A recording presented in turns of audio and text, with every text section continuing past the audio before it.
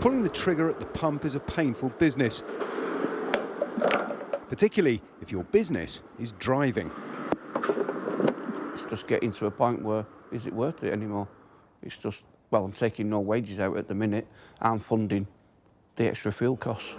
Paul has a council contract to transport disabled children to school, but the fuel price was set in 2019, so he loses money on every mile, even allowing for the 5p cut in fuel duty announced by the Chancellor. No, it won't make no difference whatsoever, but every little helps. It'd have to be 20, 30, 40p a litre to help save. 3 months ago, we was probably paying £1.17, £1.18 a litre. Now it's gone up to just locally 182, nearly 183 a litre. And obviously 10 vehicles using between 60 and 80 litres a week becomes expensive. Keeping production lines moving has got more expensive too.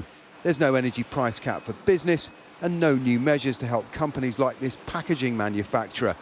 In the modern economy, everything from eggs to engines comes in a box, so price rises here will be delivered to our doors one way or another. Energy bills were around £7,000 a month. We're fixed until mid-2023. That 7,000 goes to 18,000, and we're one of the lower energy consumers within the supply chain. With inflation at a 30-year high of 6.2% even before Russia invaded Ukraine, worse is to come. What makes energy and fuel inflation so pernicious is it affects the price of everything, from raw materials to transport, even the pallets goods are loaded on. It's almost inevitable manufacturers have to pass on these costs to consumers. There's very little the Chancellor can do about it. Food price inflation may see the steepest increase of all. Iceland has 1,000 stores, many in the least prosperous communities. The boss says the Chancellor should have done more to insulate his business and his customers. Business is not some endless sponge that can forever soak this stuff up. We talk rightly about the consumer, and I think that's important, but also the government needs to protect business as well, because ultimately it's the consumer that pays for it.